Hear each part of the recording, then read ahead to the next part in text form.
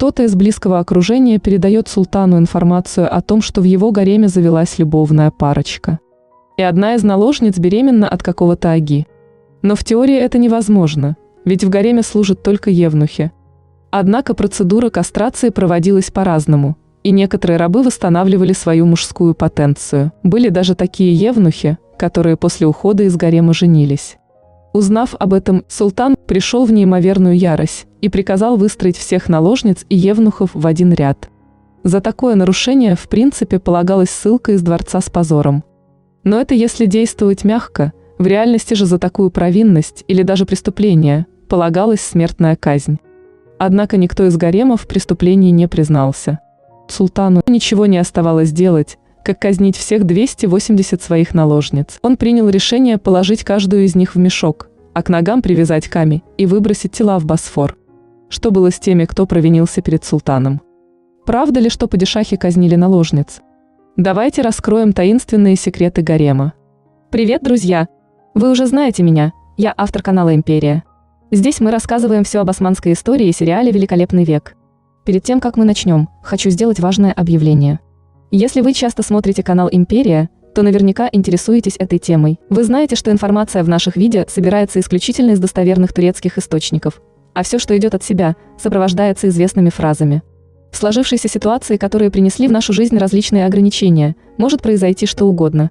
Но мы не готовы терять канал и вас, наших любимых зрителей. Хочется надеяться, что ничего не случится и все скоро закончится, но все же во избежание потери связи с нами, переходите на сайт ВКонтакте и сайт этого канала. Подписывайтесь, ссылки вы найдете в описании к ролику.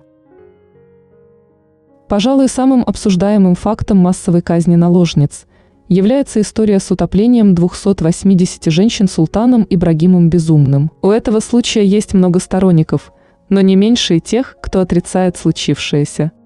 Правда ли, что Ибрагим отправил в Босфор свой гарем? За что столько женщин подверглись казни? И как эта история вообще всплыла на свет? Нам предстоит разобраться. Шахзаде Мустафа и Шахзаде Ибрагим были первыми, кого посадили в Кафес. Ибрагим провел там 24 года, каждый день ожидая, что палач придет и наденет ему петлю на шею. От этого у него повредился рассудок, и когда за ним пришли, чтобы усадить трон, он сопротивлялся, думая, что его хотят казнить. В истории Ибрагим получил прозвище «Безумный». После прихода к власти Ибрагим сумел стать самым аморальным и отвратительным из османских султанов. Его похоть, импотенция, пьянство и его безумие были поводом для создания сплетен и баек по всей империи. Валиде Кёсем, мать всех трех султанов до него, постоянно предоставляла ему новых наложниц. Причина, по которой она это делала, связана с будущим династии, а не с контролем над султаном.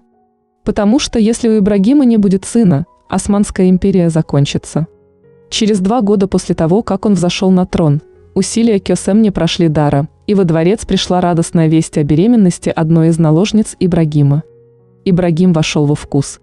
Он увлекся поиском новых женщин, пополняя свой арсенал мужских утех. В поиске новых наложниц были вовлечены буквально все, от Кёсем до пашей и визирей. В те времена ходила легенда. Один из беев пришел к султану и сообщил, что нашел самую красивую девушку Стамбула. Ибрагим приказывает ту же ее привести во дворец. Однако девушка и ее отец, зная о том, что творит султан, дают отказ и не собираются являться во дворец. Тогда Ибрагим отдает приказ украсть девушку. Бедняга была похищена и доставлена во дворец султану. Нарушая все установленные правила, она была изнасилована, после чего отправлена обратно к ее отцу. Ибрагим очень сильно любил богатство драгоценностей и соболиный мех. Вся его борода была буквально увешана жемчугом, а духами и одеколонами был окутан весь дворец.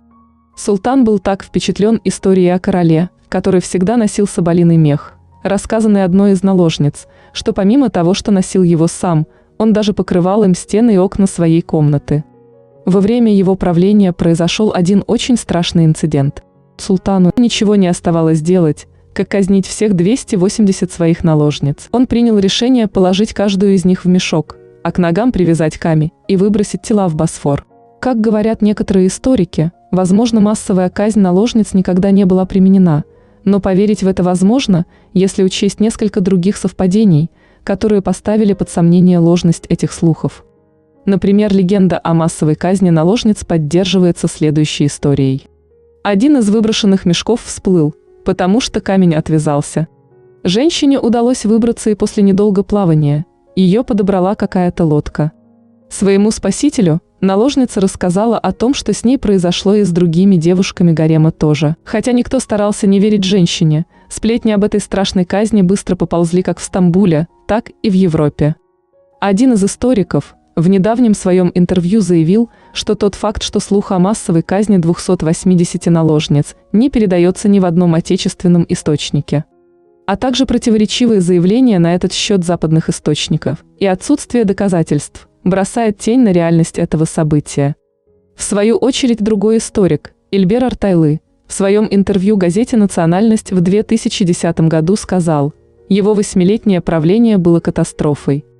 Кстати, считается, что массовая казнь наложниц была последней каплей, после чего терпение народа и дворцовой администрации лопнуло, и они буквально вынудили Кесем казнить собственного сына Ибрагима Безумного. Также есть легенда о казни Гюльфем султаном Сулейманом. Автор книги «Жены и дочери султанов» пишет, что Гюльфем строила мечеть втайне от повелителя, но ей не хватило денег, и она продала хальвет с султаном одной из наложниц. Но купившая ночь с падишаха, девушка повела себя не очень порядочно, и на вопрос Сулеймана «А где же Гюльфем?» ответила, что его любимая наложница не любит султана, он ей неприятен, и потому поменяла ночь с ним на деньги. Услышав такой ответ, Великолепный пришел в ярость и велел казнить Гюльфем. Глухонемые палачи немедля его приказ исполнили. Впоследствии султан узнал правду и реабилитировал Гюльфем посмертно, достроив ее мечеть. Почему невозможно поверить в том, что история быль? Давайте посмотрим. На момент смерти Гюльфем было около 65 лет, а Сулейману уже 67. Сулейман серьезно страдал подагрой. Эта болезнь доставляет невероятные боли в суставах, вызывает заболевание почек и мочекаменную болезнь. Мужчина, настолько сильно страдающий таким заболеванием, не может заниматься любовью. И еще важные факты. На могиле Гюльфем указано, что мечеть наложницы, на которую ей якобы не хватало денег и которую достроил Сулейман, на самом деле была построена задолго до смерти Гюльфем в 1539 году. Получается, что казнь Гюльфем из-за проданного хальвета лишь миф. И что выходит?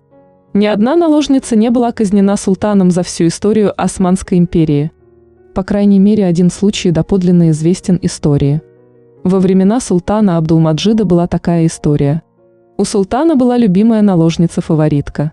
Она очень увлекала падишаха, но была крайне расточительна. Абдулмаджиду совсем не нравилось, что ему приходится много тратить на подарки для его любимой фаворитки. И вот однажды он сказал своему визирю что-то типа «Это грязная развратница, слишком дорого мне обходится». Разговор между пашой и султаном не остался в тайне, и хатун узнает о словах султана. Когда тот пришел к ней вечером, она не впустила его в комнату, сказав, что грязная развратница недостойна проводить ночи с султаном. Султан ушел, а в течение нескольких дней эта новость стала достоянием общественности, то есть жителей дворца. Пройдет еще несколько дней, как хатун будет найдена мертвой. Эту историю я нашла на страницах одного популярного турецкого интернет-издания. Насколько она правдива, не могу утверждать, но одно остается ясным – история не содержит доподлинных случаев казни фавориток по приказу султана. Если и умирали эти прекрасные женщины, то уж никак не волею монаршей особы Османской империи. Как мы знаем, любая казнь в империи была возможна только с получения на то фетвы, которые выдавали кадии. Так вот, исламская энциклопедия утверждает, что архивные реестры кадия не содержат ни одной записи о казни наложниц султанского гарема по решению самого султана. А на сегодня все. Не пропускайте главное. Подписывайтесь на канал, нажимайте на колокольчик и ставьте лайк. Заходите и подписывайтесь на сайте канала и ВКонтакте, ссылки в описании. Спасибо, что смотрите.